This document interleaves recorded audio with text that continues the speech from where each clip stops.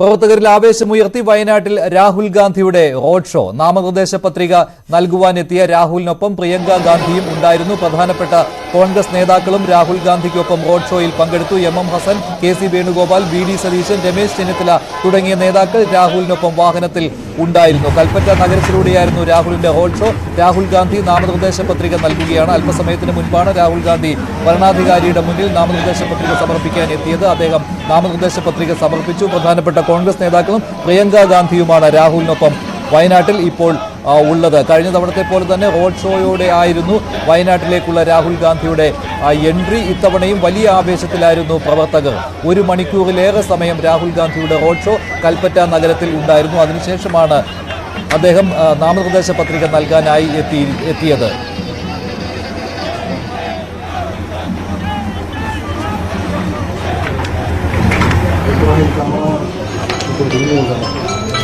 Road ഷോയുടെ ഒടുവിൽ രാഹുൽ ഗാന്ധി പ്രവർത്തകരെ അഭിസംബോധന ചെയ്യുകയും ഉണ്ടായി. വയനാടിന്റെ MP ആയി ഇരിക്കുന്നതിൽ അഭിമാനമുണ്ട് എന്നാണ് രാഹുൽ ഗാന്ധി പ്രവർത്തകരോട് പറഞ്ഞത്. വീണ്ടും വയനാടിന് വേണ്ടി സേവനമനുഷ്ഠിക്കുന്നതിന് വേണ്ടി വന്നതിൽ സന്തോഷമുണ്ടെന്നും രാഹുൽ ഗാന്ധി പറയുകയുണ്ടായി. ആവേശത്തിലായിരിക്കുകയാണ് വയനാട്. രാഹുൽ ഗാന്ധിയുടെ വരവോടുകൂടി വീണ്ടും കോൺഗ്രസ് പ്രവർത്തകർ സജീവമായി മാറിയിരിക്കുകയാണ് വയനാട്ടിൽ. ഡാൻ കുര്യൻ ചേരുകയാണ് കൂടുതൽ വിവരങ്ങൾ നൽകാൻ കൽപ്പറ്റയിൽ നിന്ന്. ഡാൻ, വലിയ ആവേശമുയർത്തിയതാണല്ലോ രാഹുൽ ഗാന്ധിയുടെ ഇന്നത്തെ വരവ്. കഴിഞ്ഞ തവണത്തെ പോലെ തന്നെ ആവേശമെന്ന് തന്നെ പറയാമല്ലോ ഇല്ലേ കോൺഗ്രസ് പ്രവർത്തകർ?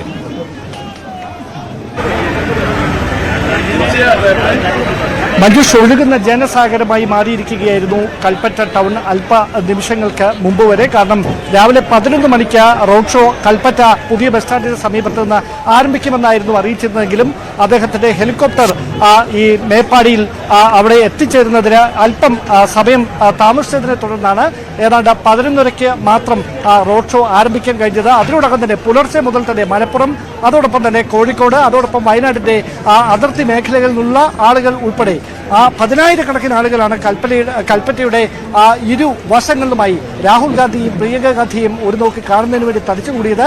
11:30 പ്രവർത്തകരുടെ ആവേശത്തിന് നടുവിലേക്ക് രാഹുൽ ഗാന്ധിയും പ്രിയങ്ക ഗാന്ധിയും വലിയ സുരക്ഷാ സംവിധാനങ്ങൾക്ക് നടുവിലെത്തിയത്. അവരും ഉടൻ തന്നെ റോഡ് ഷോ ആരംഭിച്ചു. KPCC അധ്യക്ഷന്റെ ചുമതല വഹിക്കുന്ന M ഹസൻ, AICC സംഘടനാകാര്യ ജനറൽ സെക്രട്ടറി കൂടിയ KC വേണുഗോപാൽ, അതോടൊപ്പം പ്രതിപക്ഷ നേതാവ് VD സതീശൻ, PK കുഞ്ഞാലിക്കുട്ടി ഉൾപ്പെടെയുള്ള കക്ഷി നേതാക്കൾ തുടങ്ങിയവരെല്ലാം രാഹുലിനും പ്രിയങ്കയ്ക്കും ഒപ്പം ഇന്ത്യക്ക് വേണ്ടി രാഹുലിനൊപ്പം എന്നെഴുതിയ വാഹനത്തിൽ ഈ റോഡ് ഷോയുടെ ഭാഗമായി 10,000-കണക്കിന് പ്രവർത്തകരാണ് ഈ റോഡ് ഷോയുടെ ഭാഗമായി അണിനിരുന്നത്. 100 മീറ്റർ പിന്നിടുന്നതിന് വേണ്ടി 10-15 മിനിറ്റ് എടുക്കുന്ന തരത്തിലേക്ക് വരെ കാര്യങ്ങൾ എത്തിയതോടെ ഏതാണ്ട് ചന്ദ്രഗിരി ഓഡിറ്റോറിയത്തിന് മുമ്പിലേക്ക് പറഞ്ഞതേക്കാൾ വളരെ വൈകുന്നേരം എത്തിയ ഒരു സാഹചര്യത്തിലാണ് അവിടെ വെച്ച പ്രവർത്തകരെ അഭിസംബോധന ചെയ്ത ശേഷം അദ്ദേഹം റോഡ് ഷോ അവസാനിപ്പിച്ച വാഹനത്തിൽ അദ്ദേഹത്തിന് വിശ്രമിക്കാനായി സൗകര്യമൊരുക്കിയ ഹോട്ടൽ മുറിയിലേക്ക് പോയത്. അവിടെ അല്പസമയം വിശ്രമിച്ചതിന് ശേഷമാണ് ഏതാനും മിനിറ്റുകൾക്ക് മുമ്പ് മുതിർന്ന കോൺഗ്രസ് നേതാക്കൾക്കൊപ്പം ഞാനിപ്പോൾ നിൽക്കുന്ന സിവിൽ സ്റ്റേഷനുള്ളിലേക്ക് മുഖ്യ വരണാധികാരിക്ക് ഈ പത്രിക സമർപ്പിക്കുന്നതിന് വേണ്ടി രാഹുൽ ഗാന്ധിയും പ്രിയങ്ക ഗാന്ധിയും മറ്റ് കോൺഗ്രസ് നേതാക്കൾക്ക് ഒപ്പം കടന്നുപോയിരിക്കുന്നത്. മഞ്ജുഷ്, ഡാൻ, ഒരു കാര്യം ശ്രദ്ധിച്ചിരുന്നുവല്ലോ, ഈ രാഹുലിന്റെ റോഡ് ഷോയുടെ സമയത്ത് കഴിഞ്ഞ BJP വടക്കേ ഇന്ത്യയിൽ ഒരു ആരോപണം ഉന്നയിച്ചിരുന്നു. കൂടുതലും കൊടികൾ, പച്ചക്കൊടികളാണ് ഉണ്ടായിരുന്നത് രാഹുലിന്റെ യാത്രയിൽ എന്ന്. അത് ഒഴിവാക്കുവാൻ ഇത്തവണ ശ്രമിച്ചുവല്ലോ. ഇപ്പോൾ രാഹുൽ ഗാന്ധി ഭരണാധികാരിക്ക് മുന്നിൽ നിൽക്കുകയാണ് ആ ദൃശ്യങ്ങളിലേക്ക്.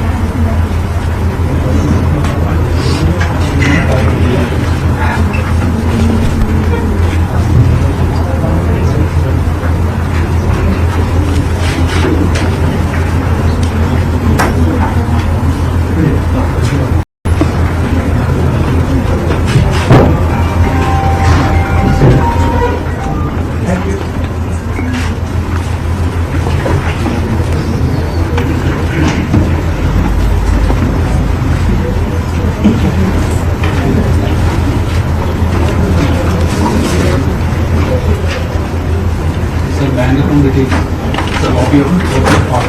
Sir. And photographs. Yes, sir.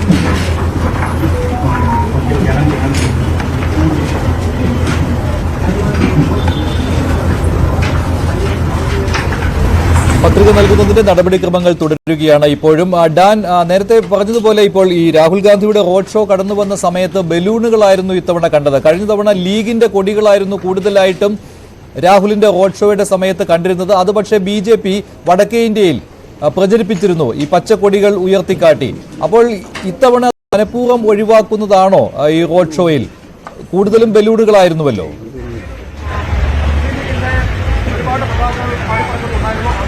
സ്വാഭാവികമായി കഴിഞ്ഞ 2019 ലോക്സഭാ തെരഞ്ഞെടുപ്പുമായി ബന്ധപ്പെട്ട് രാഹുൽ ഗാന്ധി കൽപ്പറ്റയിൽ നിന്ന് ഈ സിവിൽ സ്റ്റേഷൻ പരിസരത്തേക്ക് നടത്തിയ റോഡ് ഷോയിൽ നേരത്തെ സൂചിപ്പിച്ച പോലെ ഈ പതാകകൾ ഉയർത്തിക്കാണിച്ചത് അത് ദക്ഷിണേന്ത്യയിലെ മറ്റിടങ്ങളിൽ അതോടൊപ്പം തന്നെ ഉത്തരേന്ത്യൻ സംസ്ഥാനങ്ങളിലേക്ക് രാഹുൽ പാകിസ്ഥാന്റെ പിന്തുണയോടെയാണ് മത്സരിക്കുന്നതെന്ന തരത്തിലുള്ള പ്രചാരണം നടത്തുന്നതിന്റെ ഭാഗമായി BJP വലിയ തരത്തിലുള്ള സൈബർ ആക്രമണങ്ങൾ അടക്കം നടത്തിയിരുന്നു. ഒരുപക്ഷെ അതൊക്കെ മുന്നിൽ കണ്ടുകൊണ്ടായിരിക്കണം ഇത്തവണ കൃത്യമായ മുന്നൊരുക്കങ്ങളോടെ തന്നെയായിരുന്നു ഈ റോഡ് ഷോ സംഘടിപ്പിച്ചിരുന്നത്. പ്രവർത്തകരുടെയും കൊച്ചുകുട്ടികൾ മുതൽ പ്രായമായവർ വരെ ഈ റോഡിന് ഇരുവശവും തിങ്ങി നിറഞ്ഞ പതിനായിരങ്ങളുടെ കൈവശം രാഹുൽ ഗാന്ധിയുടെ ചിത്രം ആലേഖനം ചെയ്ത പ്ലക്കാർഡുകൾ മാത്രമാണ് ഉണ്ടായിരുന്നത്. ആ പ്ലക്കാർഡുകൾ ഉയർത്തിക്കാണിച്ചുകൊണ്ടാണ് രാഹുൽ ഗാന്ധിക്ക് അഭിവാദ്യം അർപ്പിച്ചുകൊണ്ട് ഈ കനത്ത ചൂടിനെ അതിജീവിച്ചുകൊണ്ട് പ്രവർത്തകർ രാഹുൽ ഗാന്ധിയോടുള്ള ഐക്യദാർഢ്യം പ്രഖ്യാപിച്ചത്. ഡാൻ, റോഡ് ഷോയുടെ ഒടുവിൽ രാഹുൽ ഗാന്ധി പ്രവർത്തകരെ അഭിസംബോധന ചെയ്തുവല്ലോ. എന്താണ് അദ്ദേഹം പ്രധാനമായിട്ടും പറഞ്ഞത്?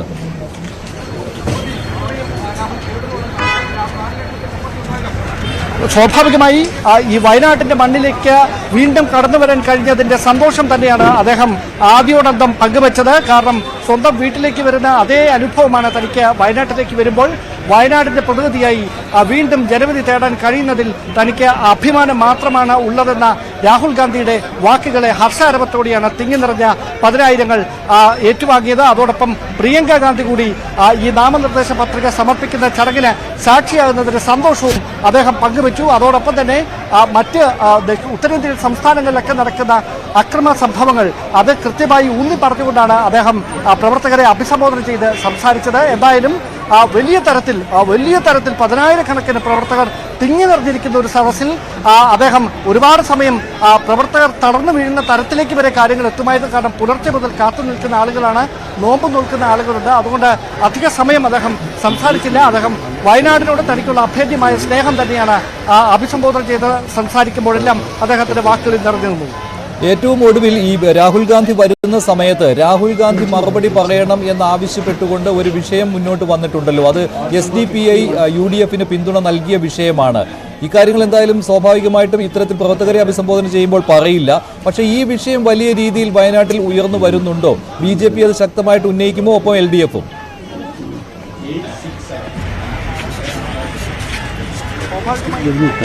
ചർച്ച ചെയ്യപ്പെടുന്ന സാഹചര്യം തന്നെയാണുള്ളത്. കാരണം രാഷ്ട്രീയ കേന്ദ്രങ്ങൾ പ്രത്യേകിച്ച് BJP ഇതിനോടകം തന്നെ അത് കോൺഗ്രസിനെതിരായുള്ള പ്രചാരണ ആയുധമായി ഉപയോഗിച്ചു കഴിഞ്ഞു. നാളെ സ്മൃതി ഇറാനി അടക്കം കൽപ്പറ്റയിലേക്ക് എത്തുന്ന ഒരു സാഹചര്യം കൂടിയുണ്ട്. ഈ പശ്ചാത്തലത്തിൽ ആ പ്രചാരണങ്ങളുടെ ആക്കം കൂട്ടുന്നതിലായിരിക്കും BJPയുടെ അടക്കം തുടർ പ്രചാരണ പരിപാടികളെന്നാണ് മനസ്സിലാക്കാൻ കഴിയുന്നത്. മജീഷ്, ശരി ഡാൻ, എന്തായാലും നടപടിക്രമങ്ങൾ പുരോഗമിക്കുകയാണല്ലോ. എത്ര സമയം രാഹുൽ ഗാന്ധി വയനാട്ടിൽ ഉണ്ടാകും?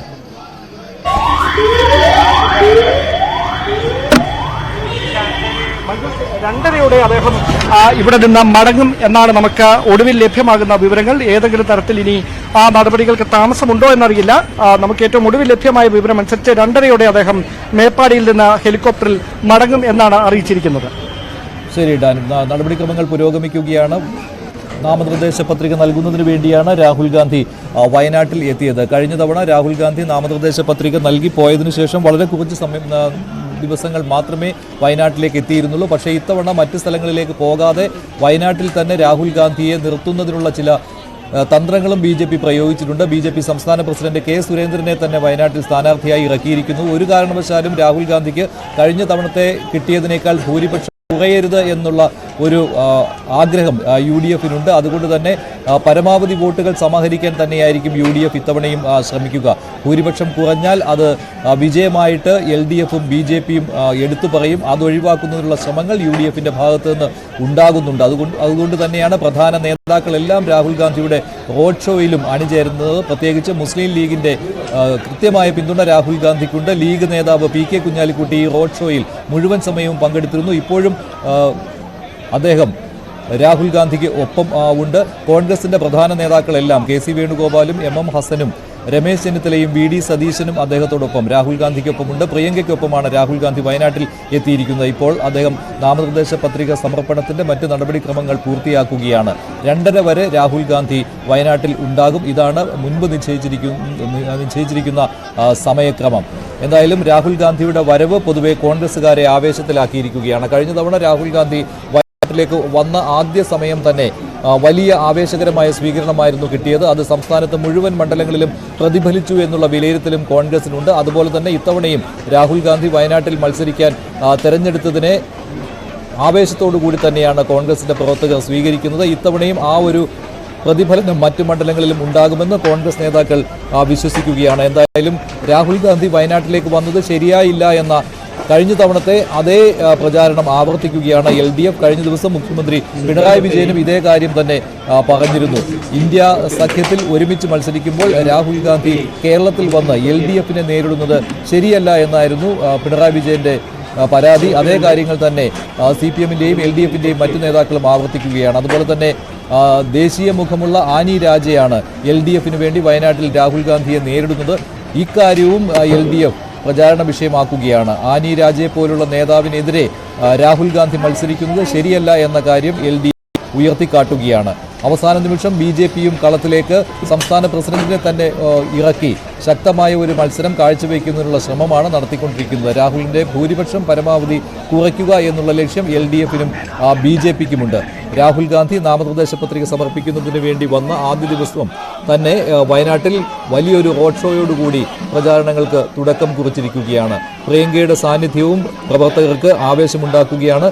പ്രധാനപ്പെട്ട കക്ഷി നേതാക്കളെല്ലാം രാഹുൽ ഗാന്ധിക്കൊപ്പം അണിചേർന്നിരിക്കുകയാണ് കൽപ്പറ്റയിൽ.